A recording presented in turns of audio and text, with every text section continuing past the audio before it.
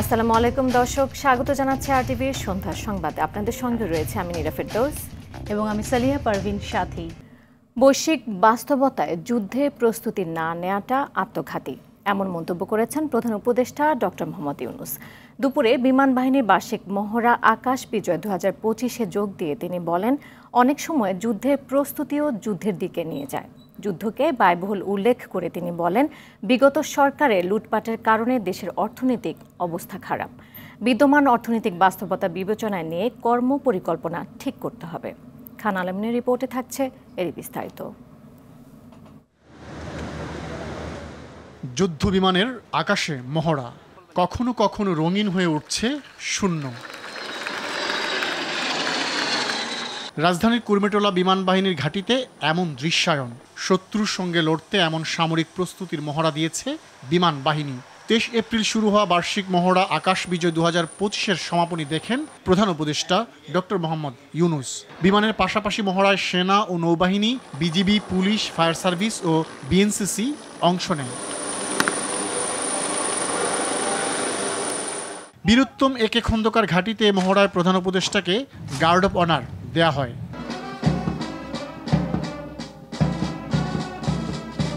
পরে দিক নির্দেশনামূলক বক্তব্যে যুদ্ধে পরাজয়ের কোনো অপশন নেই মন্তব্য করে প্রধান উপদেষ্টা বলেন, বিশ্বের কোথাও যুদ্ধ চায় না বাংলাদেশ, তবে ভারত পাকিস্তান সহ বিশ্বে যে যুদ্ধ পরিস্থিতি বিরাজ করছে তাতে নিজেদের প্রস্তুতি না নেওয়াটা আত্মঘাতী হবে। আমাদেরই কাছে ভারত পাকিস্তান যুদ্ধ হই হই অবস্থার মধ্যে রয়ে গেছে। এরকম পরিস্থিতিতে আমরা বাস করি। এই পরিস্থিতির মধ্যে প্রস্তুতি না নেওয়াটা আত্মঘাতী। আধাআধি প্রস্তুতির কোনো জায়গা নেই। এটা এমন এক পরিস্থিতি, জয়ই তার একমাত্র অপশন। প্রস্তুতি কত উচ্চ পর্যায়ে আমরা নিতে পারি সেটার চেষ্টা আমাদের থাকতেই হবে। প্রধান উপদেষ্টা বলেন, বিগত সরকারের লুটপাটের কারণে দেশের অর্থনৈতিক অবস্থা খারাপ। এটি মেনেই পরিস্থিতি বিবেচনায় কর্মপরিকল্পনা ঠিক করছে সরকার। আর আমাদের অর্থনীতি এমন দুর্বল অবস্থায় আছি, এমনিতেই বাংলাদেশ মজবুত অর্থনীতি হয়ে গড়ে উঠতে পারেনি। তার মধ্যে বিগত সরকারের যথেচ্ছাচারের কারণে যা ছিল তাও লুটপাট হয়ে গেছে। এই পরিস্থিতিতে আমাদের সামগ্রিক স্ট্র্যাটেজি ঠিক করতে হবে। স্বাধীনতা ও সার্বভৌমত্বের যে কোনো চ্যালেঞ্জ মোকাবেলায় উপযোগী বিমান বাহিনী গড়ে তোলার প্রত্যয় ডক্টর ইউনূসের।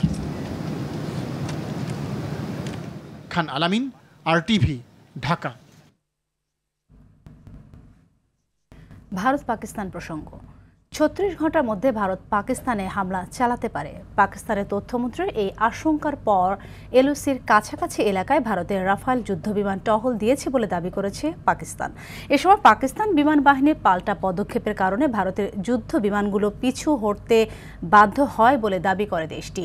আর ভারতীয় গণমাধ্যম বলছে, যুদ্ধবিরতি লঙ্ঘন করে লাইন অফ কন্ট্রোলে প্রথমে গুলিবর্ষণ করেছে পাকিস্তান, এরপর ভারতও পাল্টা গুলি চালায়। ইতিমধ্যে মন্ত্রিসভা নিরাপত্তা বিষয়ক কমিটি সিসিএস এর সঙ্গে আলোচনায় বসেছেন ভারতের প্রধানমন্ত্রী নরেন্দ্র মোদী। আরও জানাচ্ছেন ইমতিয়াজ আহমেদ। শেষ পর্যন্ত কি আরও একটি যুদ্ধের মুখোমুখি হতে চলেছে বিশ্ব? লাইন অফ কন্ট্রোলে টানা ষষ্ঠবারের মতো একে অপরের বিপক্ষে গোলাগুলিতে লিপ্ত হয়েছে দুই পারমাণবিক শক্তিধর দেশ ভারত ও পাকিস্তান। মঙ্গলবার রাতে নিয়ন্ত্রণ রেখার নওশেরা, সুন্দরবানী এবং আখনুর সেক্টরে গোলাগুলির এ ঘটনা ঘটে। ভারতীয় গণমাধ্যম এনডিটিভির খবরে বলা হয়, বিনা উস্কানিতে যুদ্ধবিরতি লঙ্ঘন করে লাইন অফ কন্ট্রোলে প্রথমে গুলিবর্ষণ করে পাকিস্তান, এরপর পাল্টা গুলি চালায় ভারতীয় সেনাবাহিনী। ভারতীয় সংবাদ মাধ্যমগুলো বলছে, কাশ্মীরের পেহেলগামে বন্দুক হামলার জবাব দিতে সামরিক অভিযানের বিষয়ে সবুজ সংকেত দিয়েছেন ভারতের প্রধানমন্ত্রী নরেন্দ্র মোদী। নিজ দেশের সশস্ত্র বাহিনীকে সামরিক অভিযানের বিষয়ে পূর্ণ স্বাধীনতা দিয়েছেন তিনি। এ বিষয়ে আজ মন্ত্রিসভার নিরাপত্তা বিষয়ক কমিটি সিসিএস এর সঙ্গে আবারও আলোচনায় বসেছেন তিনি। এদিকে আগামী কয়েক ঘন্টার মধ্যে পাকিস্তানে ভারত সম্ভাব্য সামরিক হামলা চালাতে পারে বলে সতর্ক করেছে ইসলামাবাদ। পাকিস্তানের তথ্য ও সম্প্রচার মন্ত্রী আতাউল্লাহ তারার জানান, ইসলামাবাদের কাছে বিশ্বাসযোগ্য গোয়েন্দা তথ্য আছে যে ভারত আগামী কয়েক ঘন্টার মধ্যে পাকিস্তানে সামরিক হামলা চালানোর পরিকল্পনা করছে। তাই এ বিষয়ে যথাযথ জবাব দিতে নিজ দেশের সেনাবাহিনীকে সর্বোচ্চ সতর্ক থাকার পরামর্শ দিয়েছেন তিনি। ইমতিয়াজ আহমেদ, RTV। ভোটার তালিকায় রোহিঙ্গাদের নাম ওঠা ঠেকাতে হালনাগাদের 56টি এলাকা ধরে বিশেষ ব্যবস্থা নিয়েছে নির্বাচন কমিশন। কমিশনের সভা শেষে কথা জানান ইসি আবুল ফজল মোহাম্মদ সানাউল্লাহ। কমিশনার আরও জানান, 10 দিনের আইনি বাধ্যবাধকতা থাকায় আইন মন্ত্রণালয়ের মতামত না পাওয়ার পরও ঢাকা দক্ষিণের মেয়র পদে গ্যাজেট প্রকাশ করা হয়েছে। আতিকুর রহমানের রিপোর্টে দেখুন বিস্তারিত।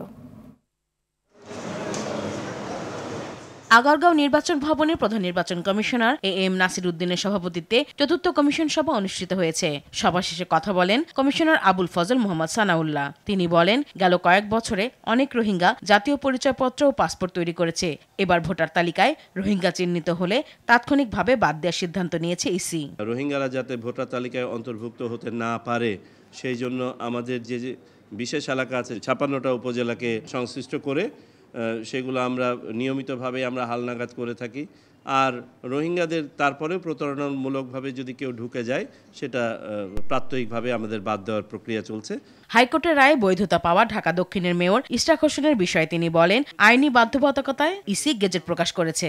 আমাদের উপরে বাধ্যবাধকতা ছিল 10 দিনের মধ্যে এটা নিষ্পত্তি করার, আমরা নিষ্পত্তি করেছি। আমরা রবিবারের দিন বিকেল 5টা পর্যন্ত ওয়েট করে আমরা যেহেতু রিপ্লাইটা পাই নাই, তারপরে আমরা কমিশন সিদ্ধান্ত নিয়ে এটা আমরা যাতে আদালতের আদেশের জন্য ব্যত্যয় না হয় আমরা সেটা পালন করেছি। বুধবার নির্বাচন সংস্কার কমিশনের প্রস্তাব দ্রুত বাস্তবায়নে কমিশনের মতামত জানতে চেয়ে মন্ত্রিপরিষদ বিভাগের চিঠি জবাব দিয়েছে ইসি।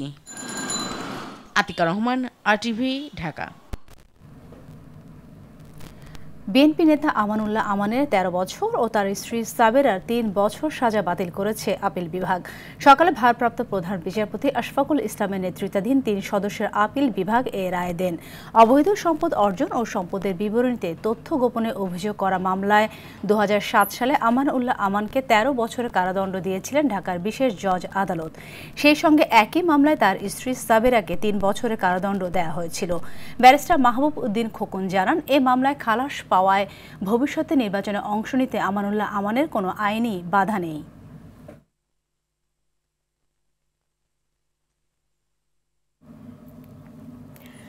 গতানুগতিক কিংবা প্রতিশ্রুতি নয়, বাস্তবায়ন করা যায় এমন বাজেট করবে সরকার। অর্থ উপদেষ্টা ডক্টর সালেউদ্দিন আহমেদ বলেন, বাজেটে যা ঘোষণা করা হবে তা করে দেখানোরও চেষ্টা থাকবে। বাণিজ্য উপদেষ্টা জানান, প্রকল্পের নামে অর্থ ব্যয়ের মহোৎসব থাকবে না বাজেটে। এ সময় আমদানি ও রফতানিতে ভ্যাট, ট্যাক্স ও শুল্ক ছাড়ের দাবি জানান ব্যবসায়ী নেতারা। মাদুর রহমান রুবেল জানাচ্ছেন এরই বিস্তারিত। প্রথা অনুযায়ী জাতীয় বাজেট ঘোষণার আগে দেশের ব্যবসায়ী, শিল্প সংগঠন ও সরকারের বাজেট সংশ্লিষ্ট মন্ত্রণালয়ের প্রতিনিধিদের নিয়ে এবারও পরামর্শ কমিটির সভার আয়োজন করে এনবিআর। করমুক্ত আয়সীমা 1 লাখ টাকা বাড়ানোর পাশাপাশি কাঁচামাল আমদানি, পণ্য রপ্তানিতে অগ্রিম কর ও শুল্ক ছাড়ের দাবি জানায় ব্যবসায়ীদের শীর্ষ সংগঠন FBCCI ও ব্যবসায়ী নেতারা।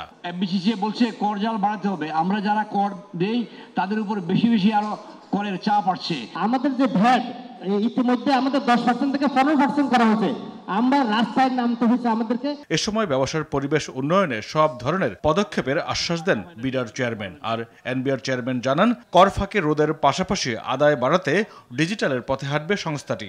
ভিএটি রেটটা কমিয়ে দেওয়া হোক, কিন্তু এটাকে সিঙ্গেল রেটে নেওয়া হোক, একটা ডিসিপ্লিনে আনা হোক, তাহলে কিন্তু আমাদের যেটা যে ট্যাক্স জাস্টিস যেটা বলা হয়, যে ন্যায্যতা যেটা বলা হয়, সেটা আমরা এনশিওর করতে পারতাম। আমরা যখনই দেখি যে ওই market share versus tax share by industry, তখন দেখি যে যাদের মার্কেট শেয়ার অনেক হাই তাদের ট্যাক্স শেয়ার কিন্তু অত হাই না। যেগুলো করলে আগামী এটা 1 বছরের ইম্প্যাক্ট না, this should be 10 year 15-20 year impact for the business community. বাণিজ্য উপদেষ্টা অভিযোগ করেন, অপ্রয়োজনীয় ও অযৌক্তিক প্রকল্পের হাজার হাজার কোটি টাকা খরচের উৎসব করেছে হাসিনা সরকার। ব্যয়ের মহোৎসব করে আমরা এখনো মন্ত্রণালয়ে বসে দেখতে পাই যে বিভিন্ন অপ্রয়োজনীয় প্রকল্পে যেন মনে হয় যে ব্যয় করাটা একটা একটা ঈদ পালন করা আর কি, এমন ভাবে ব্যয় সৃষ্টি করা হয়েছে। যার কোনো প্রয়োজনই নাই, সেটা in every ministry that I work for, it is unreasonable. আর অর্থ উপদেষ্টার আশ্বাস, এবার বাজেট হবে যতটুকু বাস্তবায়নযোগ্য ঠিক ততটুকুই। কিন্তু চিরাচরিতভাবে যে বাজেটগুলি হয় অনেক কিছু বলে যায়, পরবর্তী বছরে কি হলো না হলো নবরী বলে, এবং এটা কেউ প্রশ্ন করে না। অর্থাৎ আমরা একটু মাইন্ডফুল, যেটা বলবো সেটা চেষ্টা করব। আলোচনার মাধ্যমে ট্রাম্পের শুল্ক নীতি স্থগিতের সময় বাড়ানোর চেষ্টা করা হবে বলেও জানান ডক্টর সালেউদ্দিন আহমেদ। সেটা আমাদের জন্য আমার আর্মস আর স্ট্রেংথেন। মাইদুর রহমান রুবেল, আরটিভি, ঢাকা। গাবতলী গরুরহাটের ইজারা প্রক্রিয়ায় ভয়াবহ অনিয়ম উঠে এসেছে দুদকের অনুসন্ধানে। দুপুরে সংস্থাটির উপপরিচালকের নেতৃত্বে অভিযান শেষে এ তথ্য জানানো হয়।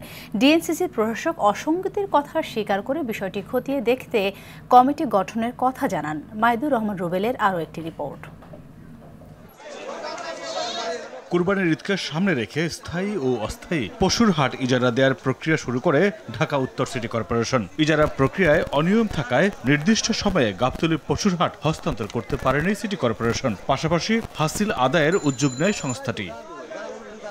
কাঙ্ক্ষিত রাজস্ব আদায়ে শঙ্কা ও অনিয়মের বিষয়টি খতিয়ে দেখতে ডিএনসিসি কার্যালয়ে অভিযান চালায় দুর্নীতি দমন কমিশন। 2 ঘণ্টাব্যাপী দরপত্র আহ্বান প্রক্রিয়ার নথিপত্র যাচাই বাছাই শেষে দুদক জানায় ত্রুটিপূর্ণ ইজারা প্রক্রিয়ার কথা। কে বা কারা দায়ী বিষয়টি খতিয়ে দেখা হচ্ছে বলেও জানান দুদকের এই উপপরিচালক। রেকর্ডপত্র আমরা নিছি আজকে, রেকর্ডপত্র এখন এটা পর্যালোচনা করব, দেন এটা আসলে বের হয়ে আসবে যে এই ক্ষেত্রে কে কে জড়িত বা কে কে আছে বা কি মানে কি হয়েছে এক্স্যাক্টলি কে দেয়, সেটা আমরা রেকর্ডপত্র পর্যালোচনা ছাড়া হবে না। রেকর্ডপত্র পর্যালোচনা করব, দেন কমিশনের কাছে রিপোর্ট দেব, কমিশন দেন। অনিয়মের দায় স্বীকার করে ডিএনসিসি প্রশাসক মোহাম্মদ এজাজ জানান, প্রক্রিয়াগত ত্রুটির কারণে ইজারা বাতিল করা হয়েছে। হাসিল আদায়ে নেওয়া হয়েছে নিজস্ব উদ্যোগ। আমরা ইনভেস্টিগেট করে দেখেছি যে ওয়েবসাইটে এটা দেওয়ার জন্য পাঠানো হয়েছিল, তো সুতরাং এটা রিসিভ হয়েছে কিনা, বাকি প্রসেস কি, যারা এটার সাথে ডিউ ডিলিজেন্সে জড়িত ছিলেন তাদেরকে আমি বলেছি এগুলোকে তাদেরকে জিজ্ঞাসাবাদ করার জন্য। আমাদের ম্যানুয়াল অনুযায়ী আমাদের কমিটিতেও অ্যাকর্ডিংলি অ্যাক্ট করেছে। এখন এই অ্যাক্ট করতে কোনো গাফিলতি হয়েছে কিনা বুঝতে পেরেছেন বিষয়টা, না এই 2 দফতরের মধ্যে কমিউনিকেশনের কোনো গ্যাপ হয়েছে, সেটা ইনভেস্টিগেশনে বেরিয়ে আসবে। অনিয়মের বিষয়টি উদ্ঘাটনে কমিটি গঠন করার কথাও জানান তিনি। ইন্ডিপেন্ডেন্ট একটা ইনভেস্টিগেশন আমরা কমিটি করছি। মাইদুর রহমান রুবেল, আরটিভি, ঢাকা। 2001 সালে রমনা বটমূলে ছায়ানটের বর্ষবরণ অনুষ্ঠানে বোমা হামলার ঘটনায় হাইকোর্টের রায় ঘোষণা 8 মে। সকালে এদিন ধার্য করে বিচারপতি মোস্তফা জামান ইসলাম ও বিচারপতি নাসরিন আক্তারের হাইকোর্ট বেঞ্চ। এর আগে 18 ফেব্রুয়ারি এই মামলা শুনানি শেষে রায় ঘোষণার জন্য অপেক্ষমান রাখা হয়। আদালতে আসামির পক্ষে শুনানি করেন জ্যেষ্ঠ আইনজীবী SM শাহজাহান ও সরওয়ার আহমেদ এবং আইনজীবী মোহাম্মদ শিশির মনির। রাষ্ট্রপক্ষে শুনানি করেন deputy attorney general Sultana Akhter Ruby. 2001 সালে 14 এপ্রিল রমনা বটমূলে ছায়ানটের বর্ষবরণ অনুষ্ঠানে বোমা হামলা হয়। এতে ঘটনাস্থলে 9 জনের মৃত্যু হয়, পরে হাসপাতালে মারা যায় 1 জন।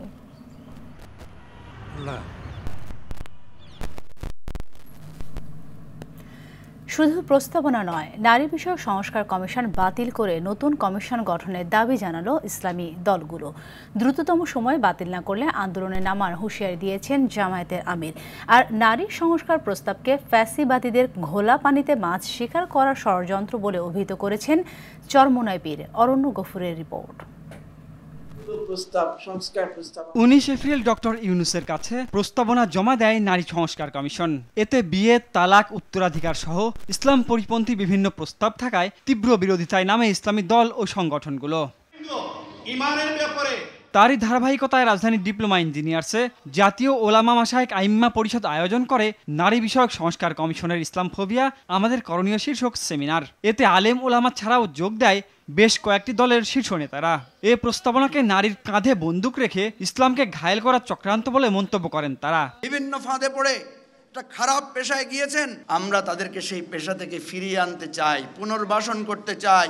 আপনারা তাদেরকে পেশা হিসাবে স্বীকৃতি দিয়ে নারীর অবমাননা করেছেন। আল্লাহর কোরআনের বিরুদ্ধে এমন কটাক্ষপূর্ণ, এমন অবমাননাপূর্ণ কোন প্রস্তাবনা ফ্যাসিবাদী স্বৈরাচারী শেখ হাসিনা ভারতের লেসপেন্সারও কোনোদিন করতে পারে নাই। 5ই আগস্টের বিপ্লবের রক্তের উপর বসে এই প্রস্তাবনার 1 চুল পরিমাণ যদি বাস্তবায়ন করতে হয়, আমাদের লাশের উপর দিয়ে করতে হবে, আমাদের রক্তের উপর দিয়ে করতে হবে। ধর্মীয় জ্ঞানহীনতার পাশাপাশি নারী সংস্কার কমিশনের গবেষণাতেও মৌলিক ত্রুটি ও স্ববিরোধিতা আছে বলে জানান ডাক্তার শফিকুর রহমান। আহ্বান জানান নারীর ন্যায্য অধিকার প্রতিষ্ঠার। কমিশন এই জাতির চিন্তা চেতনা, তাহজিব, তামাদ্দুন এবং বিশেষভাবে আল্লাহ তাআলার আইনের বিরুদ্ধে অবস্থান নেওয়ার কারণে তারা প্রত্যাখ্যাত বলে আমরা ঘোষণা করছি। আমাদের সাফ কথা, এটা মানব না আমরা।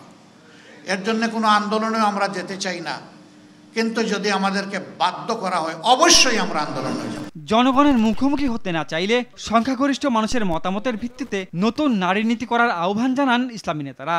আমাদেরকে রাস্তায় নামিয়ে আপনাদের মুখোমুখি দাঁড় করে ওই ফ্যাসিস্ট এবং ঘাপটি মারা শত্রুরা যেন সুযোগ না নিতে পারে। অরণ্য গফুর, RTV, ঢাকা।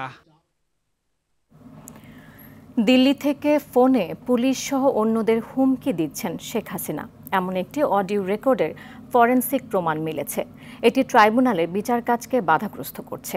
এই অভিযোগে শেখ হাসিনার বিরুদ্ধে কোনো ব্যবস্থা নেওয়া হবে না সে বিষয়ে রুল জারি করে ব্যাখ্যা চেয়েছে আন্তর্জাতিক অপরাধ ট্রাইব্যুনাল।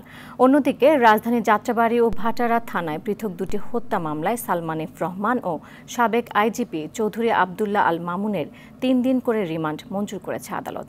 আরও জানাচ্ছেন GM মাহমুদ। 226টি মামলা হয়েছে, 226 জনকে হত্যার লাইসেন্স পেয়েছি। সাবেক প্রধানমন্ত্রী শেখ হাসিনার এমন একটি অডিও রেকর্ড ভাইরাল হয়।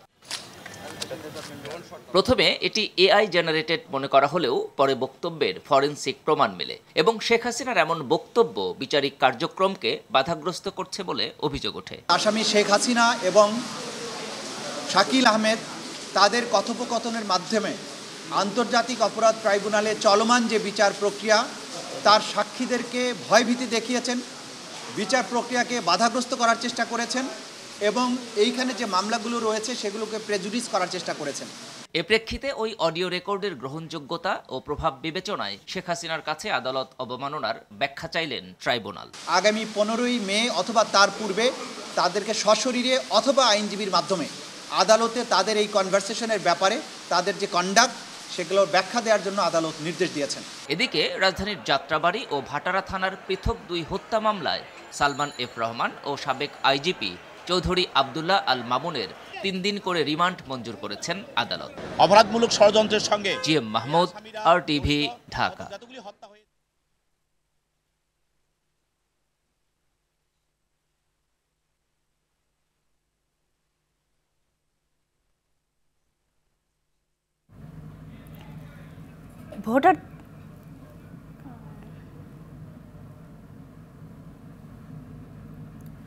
ভোটার তালিকায় রোহিঙ্গাদের নাম ওঠা ঠেকাতে হালনাগাদের 56টি এলাকা ধরে বিশেষ ব্যবস্থা নিয়েছে নির্বাচন কমিশন। কমিশনের সভা শেষে একথা জানান ইসি আবুল ফজল মোহাম্মদ সানাউল্লাহ। দর্শক দুঃখিত, আমরা রিপোর্টটি এখনো পুরোপুরি আমাদের হাতে এসে পৌঁছায়নি, চলে যাচ্ছি পরবর্তী সংবাদে।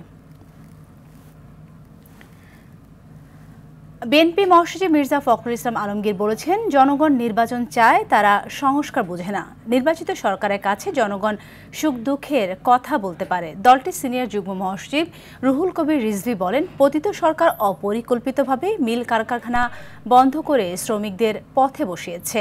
আলাদা অনুষ্ঠানে এসব কথা বলেন তারা। নাজমুল হুদার রিপোর্টে থাকছে বিস্তারিত। নিজ এলাকা ঠাকুরগাঁয়ে নাগরিকদের সাথে গণসংযোগ অনুষ্ঠানে বিএনপির ভারপ্রাপ্ত মহাসচিব মির্জা ফখরুল বলেন, দেশের মানুষ দীর্ঘদিন ভোটাধিকার প্রয়োগ করতে পারে না। ফ্যাসিবাদ সরকার মানুষের ভোটের অধিকার কেড়ে নিয়েছিল।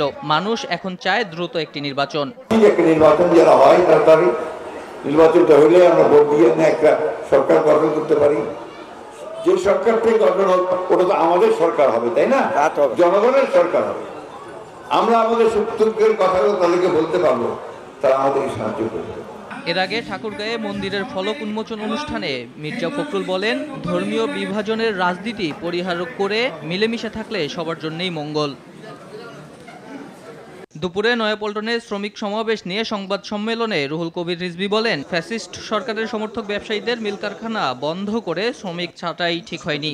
ফ্যাসিস্টদের সমর্থক কিছু ব্যবসায়ী গোষ্ঠী তারা টাকা লুটপাট করেছেন, টাকা পাচার করেছেন, কিন্তু তাদের যে সমস্ত প্রতিষ্ঠান গড়েছিল সেখানে হাজার হাজার শ্রমিক কর্মরত ছিল, কিন্তু সেই শ্রমিকদের ছাঁটাই করে বন্ধ করে দিয়েছে মিল কারখানাগুলো, আমার মনে হয় যে সেটা অন্তর্বর্তীকালীন সরকারের এই জিনিসটা করা ঠিক হয়নি। এদিকে বিকালে ইরান দূতাবাস শোক বইয়ে স্বাক্ষর করেন বিএনপির একটি প্রতিনিধি দল।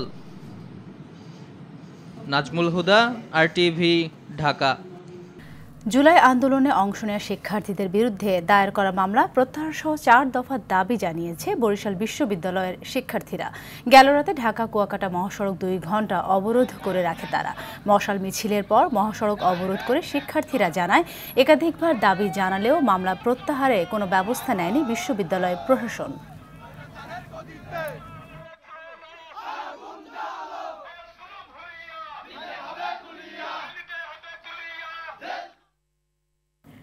রাজধানীর রামপুরা বনশ্রী রোডে বাস চাপায় 2 শিক্ষার্থী নিহত হয়েছে।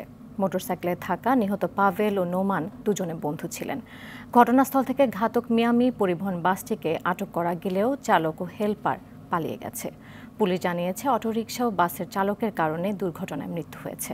আরও জানাচ্ছেন দীপন দেওয়ান।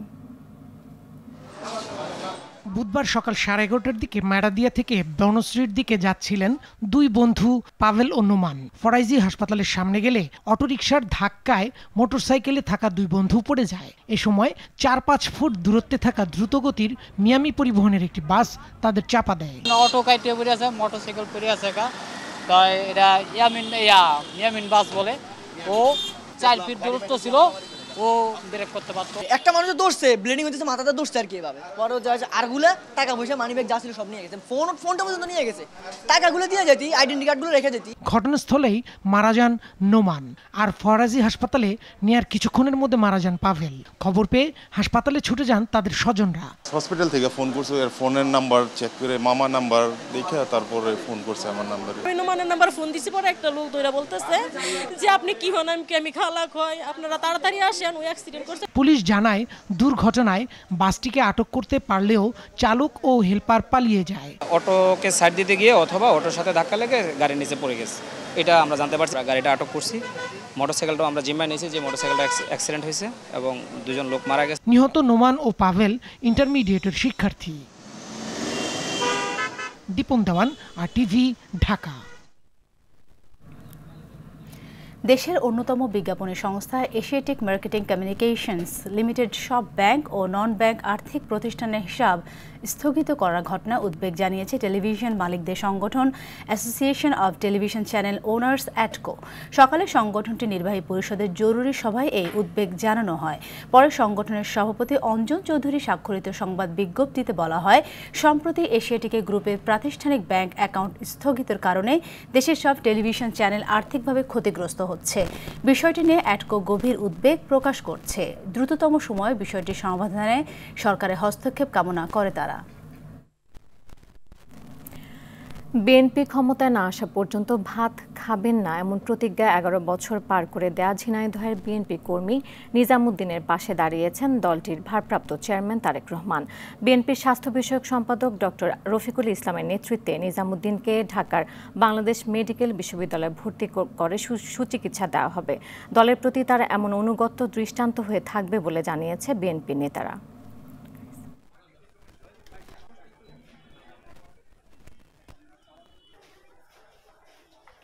তাকে আমরা পিজি হাসপাতালে এখান থেকে স্থানান্তর করব এবং আমাদের দলের ভারপ্রাপ্ত চেয়ারম্যান আমাদেরকে সেই নির্দেশনাই দিয়েছেন যে তার তাৎক্ষণিক এখান থেকে আমরা যে ডিসিশনটা নিব সেটা যেন তাকে যদি দরকার হয় তাহলে যেন আমরা সেই হায়ার সেন্টারে যেন তাকে নিয়ে যাই এবং তার চিকিৎসার জন্য তিনি তাৎক্ষণিক কিছু সাহায্য এখানে দিয়েছেন। আমার দল যতদিন ক্ষমতা না আসে ততদিন আমি আর ভাত খাবো না।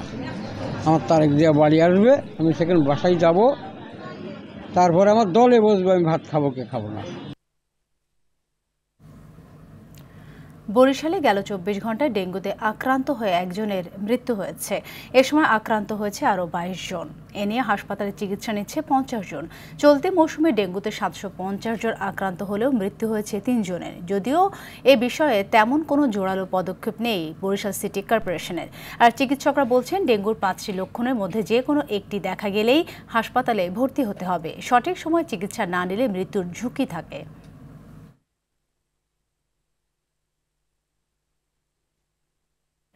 2 মাস বন্ধ থাকার পর আজ মধ্যরাত থেকে চাঁদপুরের পদ্মা ও মেঘনা নদীর মোহনায় মাছ শিকারে নামছে জেলেরা। নিষেধাজ্ঞা শেষ হওয়ার আগ মুহূর্তে ব্যাপক প্রস্তুতি নিচ্ছে জেলেরা। কাঙ্ক্ষিত মাছ শিকারে ধার দেনা পরিশোধ করে স্বপ্ন দেখছে ঘুরে দাঁড়ানোর। ইলিশের পোনা জাটকা রক্ষায় গত 1 মার্চ থেকে নদীতে মাছ শিকারে নিষেধাজ্ঞা দেয় সরকার।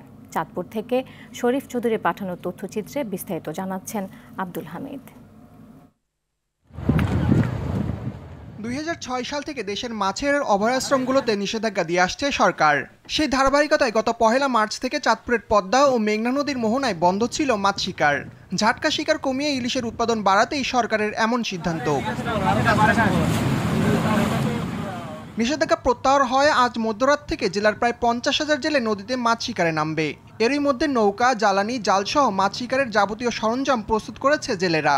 তবে নদীতে মাছ ধরতে পারার আনন্দের পাশাপাশি কিস্তির টাকা পরিশোধের চিন্তায় রয়েছেন তারা। আলহামদুলিল্লাহ আমরা নামবো, দেখি নদীতে মাছ পাই কিনা। আমরা নৌকা তেল দিছি, আলকাত্তা দিছি, জাল ঠিক করছি, আমরা কিস্তি উঠে অনেক টাকা ঋণ হয়েছি। আল্লাহ বাঁচালে যদি মাছ পাইলে তো ফামু, আর না হইলে তো আমরা দেনা বেনা যেটি করে থুইছি এটি দেওয়ানি আঙ্গুর দুগ্ধা রেয়া যাইব। আমরা এখন অভিযান শেষ হবে, আমরা লামু যদি নদীতে থাকে তো ফামু, ভাগ্য ভালো হলে, আর না হইলে নাই, বড় দিলে শেষ। এদিকে ইলিশের অভয়াশ্রম রক্ষায় নদীতে কঠোর নজরদারি ছিল জেলা প্রশাসনের। এই মৌসুমে ইলিশের উৎপাদন বৃদ্ধির আশা জেলা প্রশাসকের। জাটকা রক্ষা যে অভিযানটা আমরা পরিচালনা করেছি এটা অত্যন্ত সফল হয়েছে এবং এর ফলে এই অঞ্চলে ইলিশের উৎপাদন বাড়বে এবং আলটিমেটলি আমাদের জেলে যারা আছে তারাই আর্থিকভাবে একটু স্বাবলম্বী হবে এবং তারাই সবচেয়ে বেশি লাভবান। নিষেধাজ্ঞা চলাকালে নিবন্ধিত 44,035 জেলেকে 40 কেজি করে চাল দেয় সরকার।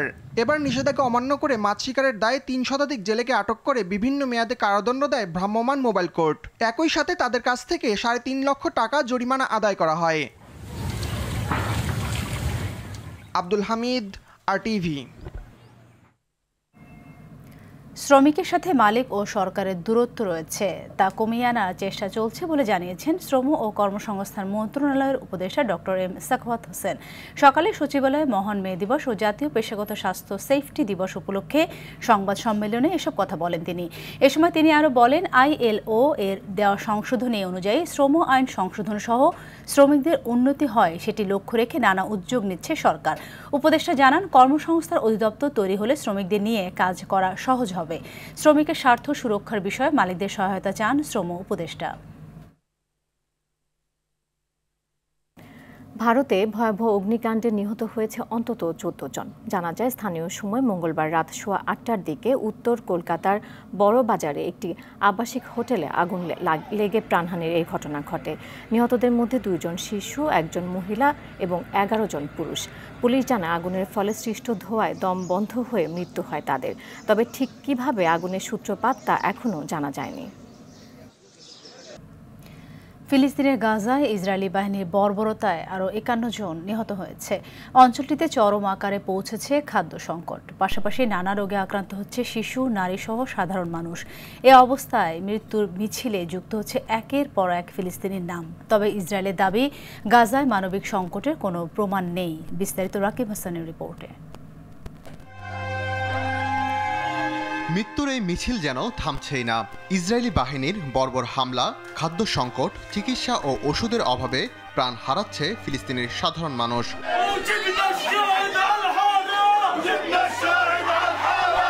এই নিষ্ঠুরতার মাত্রা যেন কোনো কিছু দিয়েই পরিমাপ করা যায় না। রক্তপিপাসু ইসরায়েলের থেকে রেহাই পাচ্ছে না ফিলিস্তিনের নিষ্পাপ শিশুরাও। ইসরায়েলি অস্ত্রের কাছে এই শিশুরা উঠছে একের পর এক লাশ হয়ে। আর সন্তানহারা মায়েদের আহাজারি যেন নিত্যদিনের চিত্র হয়ে দাঁড়িয়েছে গাজা উপত্যকায়। শুধু অত্যাধুনিক অস্ত্রের ব্যবহারই নয়, অবরুদ্ধ গাজা উপত্যকায় মানবিক পরিস্থিতি ভয়াবহ রূপ ধারণ করেছে। জাতিসংঘ জানিয়েছে, বর্তমানে সেখানে 60,000-এর বেশি শিশু মারাত্মক অপুষ্টিতে ভুগছে। বাস্তুচ্যুত মানুষের জন্য পানি সরবরাহের ঘাটতি সম্পর্কেও সতর্কতা উচ্চারণ করেছে সংস্থাটি। তবে ইসরায়েলের দাবি, গাজায় মানবিক সংকটের কোনো প্রমাণ নেই। যুদ্ধবিরতির সময় 25,000-এর বেশি ত্রাণবাহী ট্রাক গাজায় প্রবেশ করতে দিয়েছে তারা। যদিও আন্তর্জাতিক মানবাধিকার সংস্থা, জাতিসংঘ এবং স্বাধীন পর্যবেক্ষকদের দেয়া তথ্য সম্পূর্ণ ভিন্ন চিত্র তুলে ধরেছে। গত 2 মাস থেকে ইসরায়েল গাজার সব সীমান্ত বন্ধ রেখেছে, ফলে খাদ্য, ওষুধ ও মানবিক সহায়তা প্রবেশ বন্ধ রয়েছে। জাতিসংঘ মানবাধিকার সংস্থা ও স্বতন্ত্র রিপোর্ট বলছে, এতে করে গাজার মানুষ ভয়াবহ মানবিক বিপর্যয়ের মুখে পড়েছে। রাকিব হাসান, RTV। বাংলাদেশের বিপক্ষে 5 ম্যাচের টি-20 সিরিজের সূচি প্রকাশ করেছে পাকিস্তান ক্রিকেট বোর্ড। আগামী মে মাসে সিরিজে অংশ নিতে পাকিস্তান যাবে বাংলাদেশ দল। এরপর আবার জুলাই মাসে বাংলাদেশ সফরে আসবে পাকিস্তান। ফয়সালাবাদের ইকবাল স্টেডিয়ামে আগামী 25 ও 27 মে অনুষ্ঠিত হবে সিরিজের এই 2 টি-20 ম্যাচ। এরপর 30 মে, 1 ও 3 জুন বাকি 3 ম্যাচে লাহোরের গাদ্দাফি স্টেডিয়ামে মুখোমুখি হবে 2 দল।